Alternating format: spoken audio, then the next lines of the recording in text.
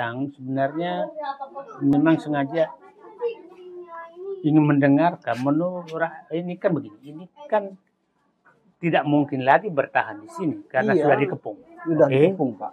Tapi jangan karena rakyat sudah dikepung, rakyat dipaksa menerima keinginan mereka.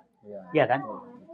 Jadi itu kan yang kita ini kan, karena yang saya dapat info bahwa masih ada sekitar 300 sampai 400 kakak di sini yang terkepung, yang dikepung oleh pagar-pagar tinggi. Nah, rakyat 300 kakak ini kan berarti ada sekitar 1.500 warga dong dengan anak-anaknya. 1.500 2.000 warga yang tersiksa tiap hari seperti ini. Tiap hari tersiksa, tidak diberikan kepastian.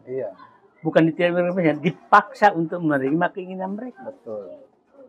Yang saya dapat informasi dulu, tolong dicek, dibenarkan tadi dulu, waktu masih mengharapkan dukungan rakyat, kan rumah rakyat dibeli 3-4 juta per meter kan. Waktu masih mengharapkan dukungan rakyat. Setelah dapat dukungan rakyat yang belum pindah, dikepung, dibikin banjir, susah semua. Setelah itu dipaksa hanya mau diganti 300.000, kan begitu kan Pak? Nah itu kan, nah harusnya ini karena orang ini lebih lama menderita, harusnya di atas harga yang lama dong. Ya kalau dulu 3 juta ya 3,5 juta, 4 juta lah. Dan saya pikir rakyat kalau sekarang karena yang nggak ada pilihan, bukan karena mau menerima. Kalau 3 sampai 4 juta seperti yang dulu kan rakyat terima kan Pak? Iya betul. Rakyat terima. Jadi siap. Sistemnya kan kita anggapnya sudah tersandra. Oke, tersandra, istilah bagus nih. Biar situasi tahu. Kita kan warga sini. Jadi kami Nah. itu kan merasa dengan harga yang dijanjikan, harga tertinggi dari 3 juta sampai terendahnya 1 juta. Oke. Nah, tetapi berjalan pengukuran sampai sekarang, nah, itu tidak sesuai dengan pernyataan yang diucapkan PT. Kan gitu. Bahkan sampai direvisi lagi, akhirnya mau diukur ulang lagi. Kesalahan masyarakat di mana? Kan yang minta bukan masyarakat, yang mengajukan untuk direlokasi. Yang Mereka yang mau. Yang meminta kan Mereka. Kan gitu. Bahkan masyarakat itu kan dipertemukan sama perwakilan. Adalah kesepakatan. Tadi dibilang dari sistem relokasi itu bangunan dibayar per meter 3.000 dan terendahnya 3 juta. 3 juta, terendah 1 juta. Kategori dari bangunan. Gitu. Lalu kemarin-kemarinnya itu ya sampai sekarang ini lah. Nah, kami itu tergantung. Jadi barat rakyat sekarang dimasukkan penjara. Ini terpenjara kan nih enggak? Jadi kami yang kena dampak rob, hujan, banjir kan. Kita mau rapihkan lagi rumah karena kami sudah tersandra. Ya.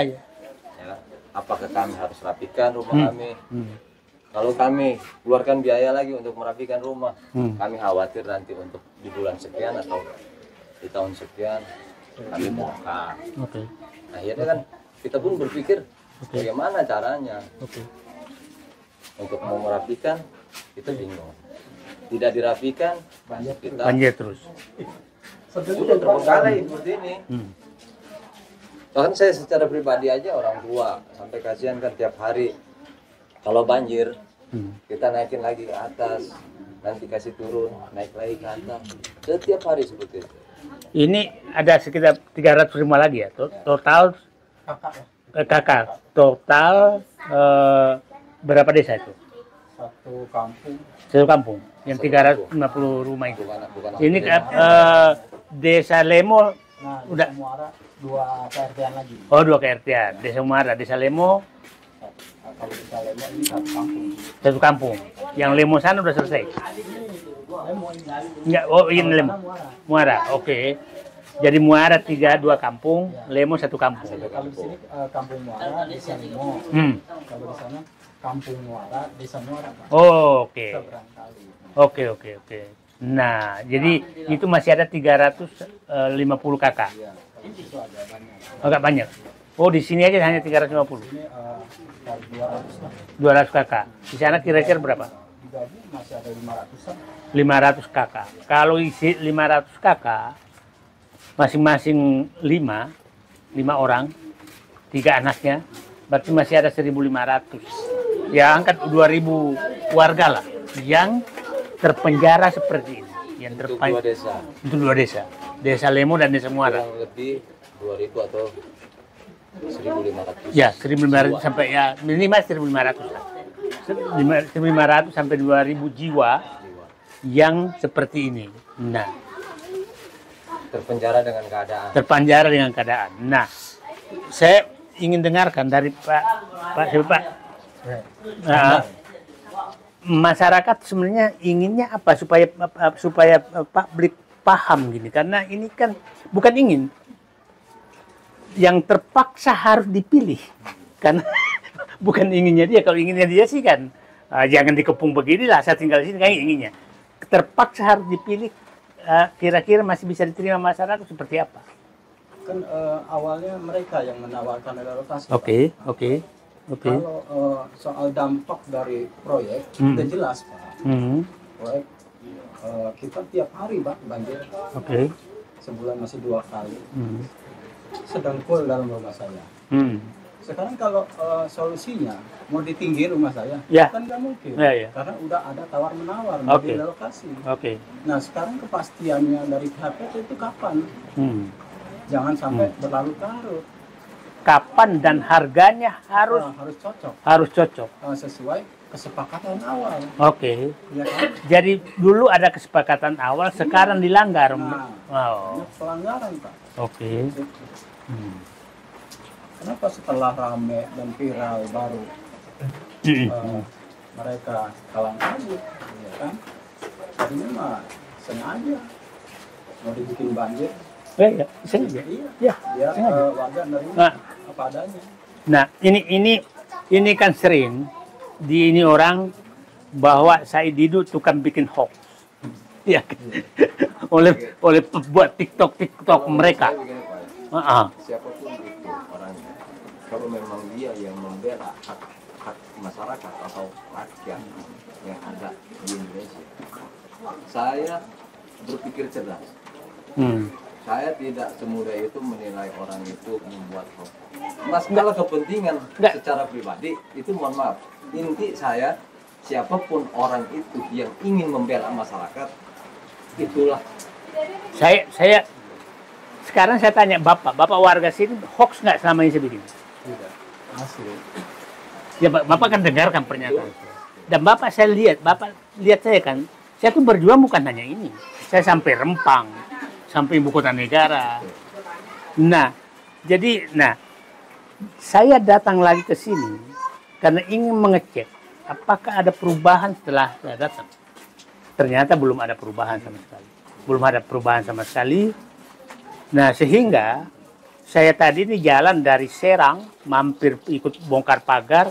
Saya bilang saya harus mampir lagi di Muara untuk mengetahui penderitaan rakyat di sana, karena puncak penderitaan adalah di sini. Di sini yang puncak penderitaan rakyat yang dibikin oleh PIK 2 yang di belakang apartemen Joglo, yang tempat orang kaya berfoya-foya, di balik pagarnya orang miskin. Oh, bukan orang miskin, orang yang dimiskinkan disiksa. Ini clear sekali kenyataannya. Kan ini balik ini pagar 4 meter semua tingginya, pagar 4 meter yang tidak bisa ngapa-ngapain. Nah, anak-anak, coba perkembangan anak-anak seperti ini. Saya lihat tadi dari masjid, saya lihat orang anak-anak mengaji, saya nggak terbayang umur-umur begini menghadapi kesulitan kehidupan seperti ini, mentalnya ke depan seperti apa? Dampak itu terasa dari mulai tahun 2018 sampai 2018. Ini Pak siapa? Pak Sukron. Pak Sukron udah berapa tahun sih Pak Sukron? Saya lahir di mana Pak? Lahir di sini. Ya. Kalau saya lahir di sini, kalau istri saya dari NTT. Flores kalau istri. Iya. Kalau istri saya dari Flores. Saya asli lahir di Mari. Oh, lahir di sini. Ya. Bapak? Asli sini. Cuma bapaknya orang Makassar. Oh, kamu orang Makassar. Nah, jadi ini orang asli sini, jadi nggak bisa ujuk-ujuk datang proyek di sini terus langsung diusir kayak begitu. Terus merasa terdampak dari awal tahun 2018 sampai 2019. Yang terparahnya itu mulai di 2020 sampai sekarang itu. Yang terparah itu bahwa kami memang tinggal di Mari itu bukan tidak pernah ada rob, tapi memang sering. Ya. Tapi dalam hitungan 5 tahun satu kali. Sebelum adanya pembangunan. Oke. Masuk rumah. Belum pernah. Sampai rumah itu satu dongkul sampai. Sini duduk sini. Walaupun dia Empang sering tenggelam, tapi kampung tetap nggak ada yang nggak pernah tenggelam. Iya, karena ya gimana nggak tenggelam? Sirkulasinya semua diuruk. Sungai Tahang diuruk, sungai ini diuruk, sungai kecil diuruk, pagar ditinggiin, mulai kemana ya? Penyempitan lahan, penyempitan lahan, pendangkalan sungai yang tidak pernah ada sosial perapian sungainya, gitu. Bahkan malah diuruk. Belakang saya yang tadinya tambak sudah diuruk, berdiri akhirnya panel.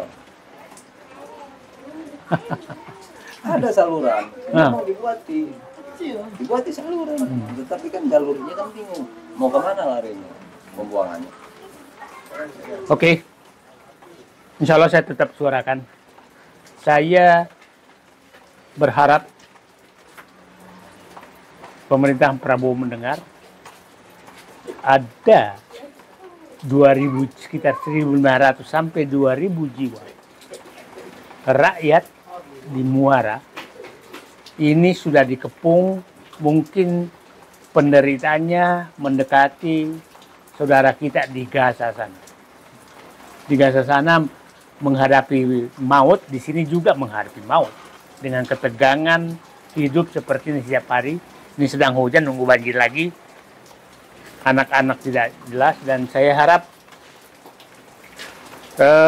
kalau pemerintah tadi jelas sekali, rakyat tidak terlalu terpaksa harus menerima pindah dari tempat kelahirannya karena tidak ada pilihan lagi.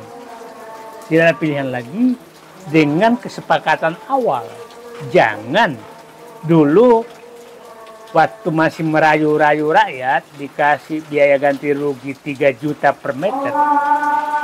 3 juta per meter, tapi sekarang setelah Anda kepung dan Anda siksa, perusahaan siksa seperti ini, Anda paksa rakyat untuk pindah dengan ganti rugi 300 ribu.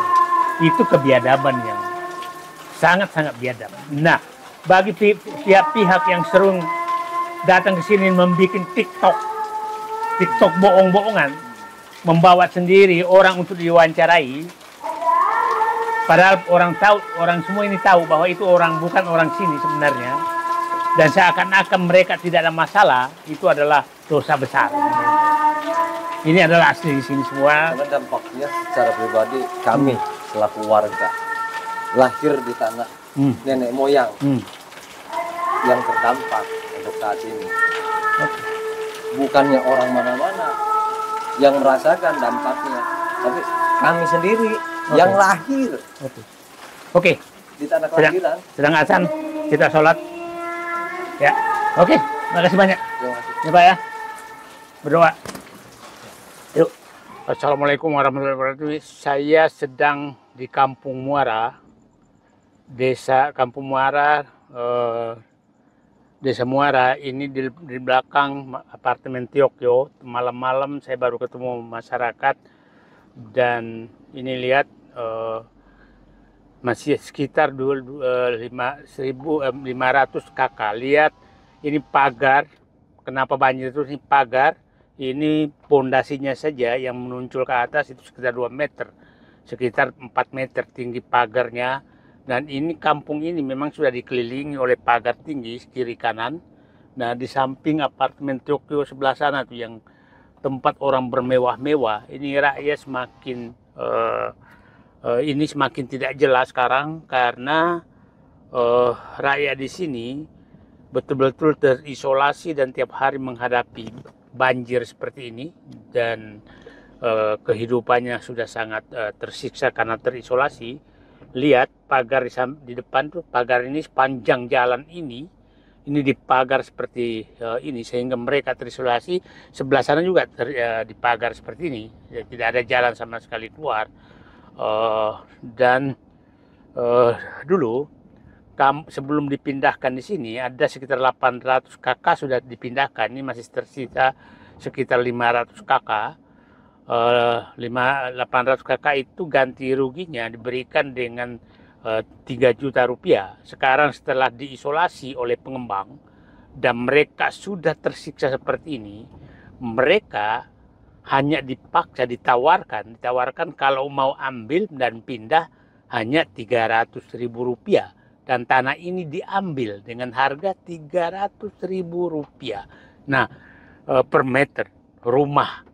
Jadi, nah ini tidak ada solusi bagi rakyat di sini, tidak ada lagi solusi karena bukan pilihan sebenarnya, adalah paksaan agar mereka menerima uang dan pindah. Karena bagi mereka orang-orang ini tinggal di sini. Saya baru ketemu warga, mereka lahir di sini, bapaknya dia lahir di sini, kakeknya di sini, bapaknya di sini, tapi dia diharuskan pindah oleh PIK 2 yang didukung pemerintah.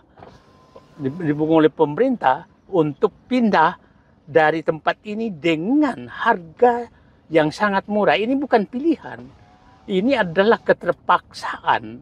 Kalau mau tinggal tersiksa terus begini dengan gelap, banjir, tidak ada jalan. Anda tahu sekarang jalan di sini tidak ada, mereka jalan kaki kemana? Karena jalan yang ada sekarang ini juga tidak jelas lagi statusnya. Jalan siapa? Sehingga tidak ada lagi perbaikan. Setahun lalu saya datang ke kampung ini jalannya masih bagus. Sekarang sudah tidak ada sama sekali, tidak ada perbaikan lagi. Dan saya pikir ini adalah tanda kutip persekongkolan antara pejabat sehingga rakyat ini terisolasi. Nah, inilah yang penderitaan yang sangat berat bagi bagi rakyat di sini. Nah, ini lihat rakyat sini agak ramai karena ini jalan, ini malam minggu, jalan menuju ke pemancingan. Jadi ini adalah orang-orang yang mampir beli makanan, beli apa untuk mancing di belakang saya sana. Itu daerah mangrove, daerah pemancingan. Nah, ini mereka agak ramai malam di sini. Tapi lihat ini kiri kanannya ini adalah, ini mereka jualan di pinggir pagar loh, di pinggir pagar yang tingginya 4 meter. Nah, lihat tuh di pinggir pagar mereka, dulu tidak ada pagar di sini. Mereka tidak sama sekali bisa tidak bersentuhan, di pagarnya tidak bisa bersentuhan dengan orang-orang kaya yang ada di dalam PIK 2. Ini lihat di dalam itu perumahan PIK 2. Ini adalah orang-orang kaya dan orang miskin yang terisolasi seperti ini, yang tersiksa dengan banjir jalan seperti ini, itu di balik pagar tersebut. Jadi inilah ketegangan sosial yang betul-betul dibuat. Dan bayangkan tiap hari rakyat ini menyaksikan ketegangan, ketimpangan yang dibangun seperti ini dengan menyaksikan orang-orang kaya bermewah-mewah di sebelah pagar, sementara rakyat tersiksa dengan berbagai tantangan hidup, berbagai ini. Coba lihat ini pagarnya, lihat pagarnya setinggi ini, dan mereka di balik itu adalah rumah-rumah mewah, di balik itu adalah apartemen yang mewah. Ini apartemen Tokyo, ada sekitar 20-an tower di sini. Dan lihat mereka rakyat, jalan ini adalah jalan yang setiap masuk ke daerah banjir, ini ke jalan raya ini sekitar 5 km. Dan lihat kiri kanan dibikin saya ini persis Gaza, persis Palestina. Jadi bagi yang berjuang dengan Palestina, di negaramu sudah ada seperti Palestina dengan jalan. Nah, coba Anda lihat bahwa tidak bisa sama sekali ada jalan. Di sebelah kanan ini, ke kanan saya, itu adalah tempat parkir mereka. Karena jalannya sebelah sana naik, tempat parkir apartemen ini. Kemudian mereka punya jalan di atas dari tempat parkir menuju ke apartemen. Rakyat miskin, kau dibawalah di sana, di jalan yang becek. Kau nggak boleh melihat apapun kehidupan orang kaya di sebelah kiri kanan Anda. Inilah diskresi sosial, segregasi sosial yang betul-betul dibuat di negara ini. Dan ini bagi saya sangat berbahaya untuk persatuan dan kesatuan bangsa ke depan.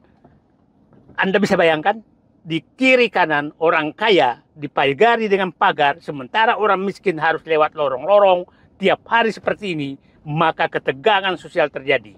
Jadi berpikirlah, ini bukan tentang SARA, ini adalah tentang persatuan, ini adalah tentang kesetaraan sosial, ini tentang kemanusiaan, dan ini tentang keadilan. Ini bukan SARA. Jangan ada menggunakan SARA justru membuat SARA. Orang-orang yang selalu menyatakan bahwa ada orang menyebabkan SARA, kalian yang membuat SARA. Inilah fakta bahwa kalian membuat segregasi sosial yang berakibat kepada ketegangan SARA. Karena orang tahu, orang-orang miskin yang lewat di terowongan Palestina Gaza ini, yang mohon maaf saya istilahkan demikian, karena memang faktanya demikian, inilah membuat ketegangan.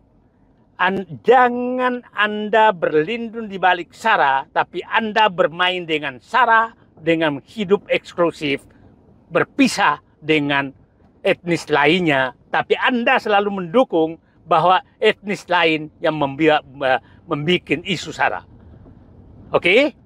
SARA itu bukan dari omongan, tapi dari kelakuan. Itu jangan gunakan itu, karena justru Anda yang berteriak tentang SARA, Anda mempraktekkan SARA itu untuk membeda-bedakan secara sosial rakyat Indonesia. Terima kasih, ini masih panjang perjalanan saya. Hari ini saya memang menghabiskan waktu saya untuk mengunjungi mulai dari Serang, kemudian saya tadi ke Pulau Cangkir, menyaksikan pencabutan pagar, dan saya datang ke Kampung Muara lagi, istilah saya. Nah, tadi saya lewat kampung Desa Kohot, itu poster-poster yang memaki-maki saya masih menempel semua. Tapi bagi saya ini adalah perjuangan. Rasulullah saja dulu adalah menghadapi paman saudaranya sendiri yang namanya Abu Jahal dan Abu Lahab. Said Didu tantangannya lebih kecil dari itu. Terima kasih. Assalamualaikum warahmatullahi wabarakatuh. Kami menikmati kembali jalan Gaza Palestina di PIK 2. Terima kasih.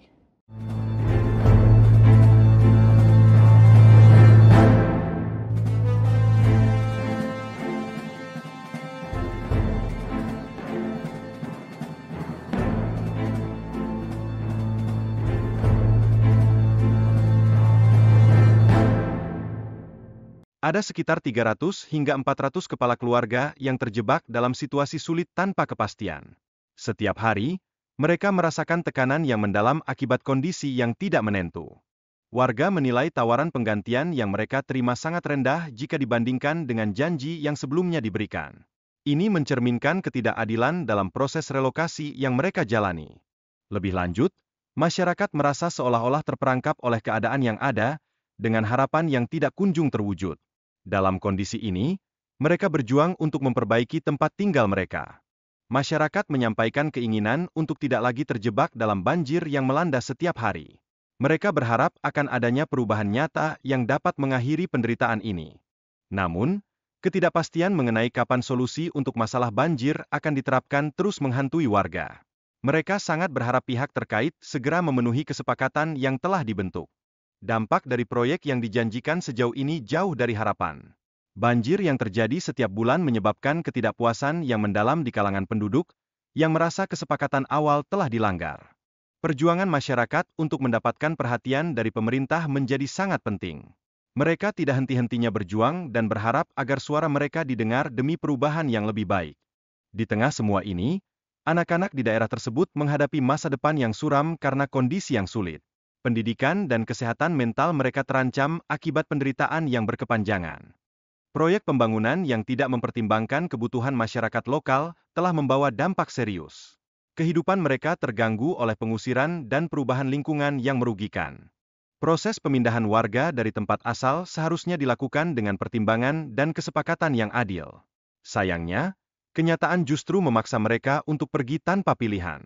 Dampak dari pemindahan ini sangat besar, terutama bagi mereka yang lahir dan tumbuh di daerah tersebut. Mereka merasakan isolasi dan ketidakberdayaan di tengah situasi ini. Tindakan pemerintah dan pengembang seringkali dianggap tidak manusiawi, karena warga tidak mendapatkan ganti rugi yang layak. Banyak yang merasa terjepit dalam situasi yang sulit ini. Kondisi infrastruktur yang buruk memaksa rakyat untuk meninggalkan tempat tinggal mereka dengan harga yang sangat rendah. Ini bukanlah pilihan, melainkan sebuah keterpaksaan. Ketegangan sosial pun meningkat antara orang kaya dan miskin, dengan orang miskin terisolasi oleh pagar tinggi yang memisahkan kehidupan mereka dari orang kaya. Hal ini memperburuk ketidakpuasan di masyarakat. Jalan yang tidak terawat dan banjir menciptakan akses yang sulit bagi rakyat, menjadikan perbandingan dengan kehidupan mewah di sebelah mereka semakin mencolok. Penting untuk menghindari penggunaan isu SARA dalam mengatasi konflik sosial, agar tidak terjadi segregasi lebih dalam di masyarakat. Keberagaman harus dihargai untuk menjaga persatuan. Kunjungan ke daerah seperti Kampung Muara menunjukkan bahwa perjuangan untuk keadilan sosial masih panjang dan penuh tantangan.